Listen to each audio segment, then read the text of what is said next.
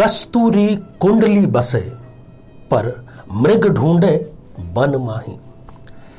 जो कस्तूरी मृग की नाभि में स्थापित है और उसकी सुगंध उस स्वयं मृग को भी बेचैन कर देती है और उस खुशबू की तलाश में वो मृग पूरे वन की खाक छानता फिरता है, परंतु उसको कस्तूरी कहीं भी नहीं मिलती। कारण क्या है? कारण है उसकी अज्ञानता, क्योंकि उसको ये पता ही नहीं कि ये जो सुगंध आ रही है ये मेरी स्वयं की नाभि से आ रही है। अज्ञानता हमें हमेशा सत्य से, हमारी मनोकामना की पूर्ति होने से वंचित रख देती है। मेरे बहुत ही प्रिय और बेहद सम्मानित साथियों, हृदय की असीम गहराइयों से अभिनंदन, बहुत बहुत हार्दिक स्वागत। जैसा उस मृग का हाल है वैसा भी आज की तारीख में हमारा हाल है। हमें जैसे ही कोई बीमारी होती है, जैसे ही कोई कष्ट होता है, हम उसको YouTube पर तलाशते हैं। तलाशना चाहिए, अच्छी बात है। वहां पर हमें ढेर सारे विकल्प मिल जाते हैं। बीमारी है तो मेडिकल साइंस, आयुर्वेद, एलोपैथ, पता नहीं क्या क्या, उसमें उलझ करके कई बार हम अपनी बीमारी को बढ़ा लेते हैं, जबकि प्रत्येक बीमारी की जो जड़ है वो हमारी जन्म पत्रिका में है। जब आप पैदा हुए उसी पल ये सुनिश्चित हो गया था कि किस कालखंड में आपको कौन सी बीमारी होने वाली है। हम गर्भपात की चर्चा कर रहे हैं। गर्भपात जो कि किसी बहन को मानसिक, शारीरिक और इमोशनल, इन तीनों तौर पर तोड़ने का कार्य करता है। ये बीड़ा हमने उठाया है कि जितनी अधिक बहनों की जिंदगी से हम इस गर्भपात नामक समस्या को हटा सकें, उसी में हमारी अपनी विजयश्री होगी। आज वृश्चिक लग्न के बारे में हम चर्चा करेंगे। यदि आपकी वृश्चिक लग्न की जन्म पत्रिका है तो आप अपनी जन्म पत्रिका हाथ में उठा करके बैठिए, देखिए एपिसोड, मिलाइए लक्षणों को, ग्रहों की स्थितियों को।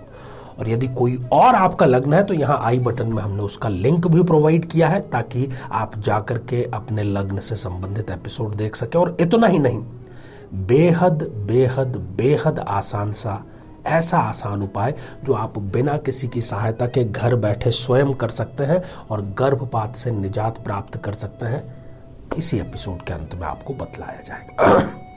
जीवन में किसी समस्या का सामना कर रहे हैं, जैसे कि शादी में देरी होना, पति पत्नी में मनमुटाव या तलाक तक की नौबत आ जाना, संतान का प्राप्त न हो पाना, नौकरी या धन प्राप्ति में बाधा आना, जीवन के प्रत्येक क्षेत्र में किसी न किसी प्रकार की बाधा आना, तो आज ही अपनी जन्म पत्रिका का संपूर्ण विश्लेषण करवाएं और पाएं समस्या से सदैव के लिए मुक्ति।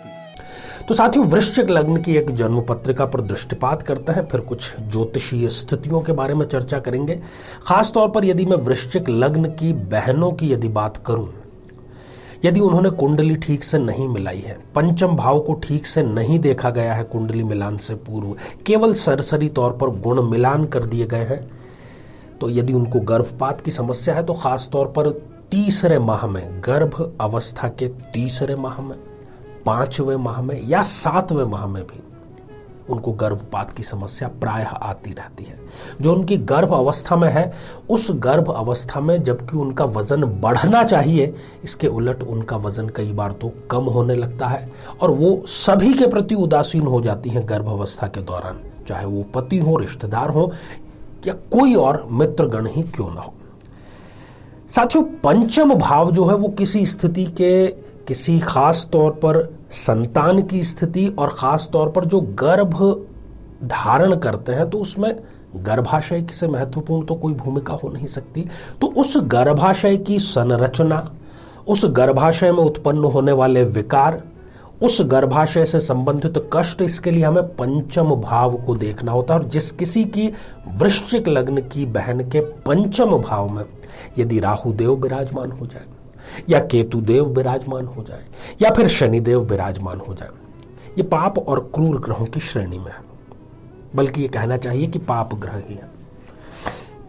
यदि इनकी दशा, अंतरदशा इनको चल रही हो तो गर्भपात जैसी विकट स्थिति का इनको सामना करना पड़ता है। राहु पंचम भाव में, केतु या शनि इनकी शिक्षा में भी बाधा उत्पन्न करने का कार्य करेगा। हालांकि ये अपने पैरों पर खड़ी होने के लिए शिक्षा की मोहताज नहीं होती, वाक्पटु बहुत अच्छी होती है और कूटनीति में भी ये माहिर होती हैं। पानी से इनको डर लगता है। दूसरी स्थिति, इस जन्म पत्रिका में पंचमेश बनते हैं स्वयं गुरुदेव, परंतु यदि वो त्रिक भावों में जाकर के बैठ जाएं, जैसे कि छठे, आठवें या 12वें भाव में, तो जीवन पर्यंत इस बहन को धन से संबंधित, संतान से संबंधित, अपने पिता से संबंधित चिंता बनी ही रहती है। तीसरी स्थिति, यदि इस जन्म पत्रिका में गुरुदेव अस्त हो जाएं, अर्थात वो सूर्य के साथ में युति करके यदि विराजमान हो जाते हैं, तो विवाह के प्रथम ही वर्ष में ये गर्भ धारण भी करती हैं और वो गर्भपात भी हो जाता है पहले ही वर्ष में, और निरंतर ये समस्या चलती रहती है। खास तौर पर 6 वर्ष तक तो ये समस्या चलती ही रहती है। यदि इस जन्म पत्रिका में पंचमेश नीच राशि के हो जाएं, जहां पर कि आप 10 नंबर का अंक लिखा हुआ देख रहे हैं, यदि वहां पर गुरुदेव जाकर के विराजमान हो जाएं, इनके पराक्रम में तो वृद्धि हो जाएगी, साहस में वृद्धि हो जाएगी, रिस्क लेने की क्षमता में वृद्धि हो जाएगी, ये वाचाल भी होंगी, परंतु गुरु की दशा अंतरदशा में इनको गर्भपात का सामना करना पड़ सकता है।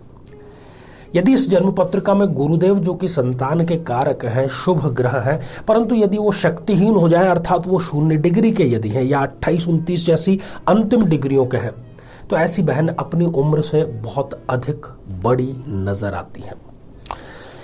किसी को भी इतना अनुभव नहीं होता उनके आसपास उनके उम्र की महिला को जितना कि इनको होता है। इतना ये सब कुछ देख चुकी होती है कम आयु में ही।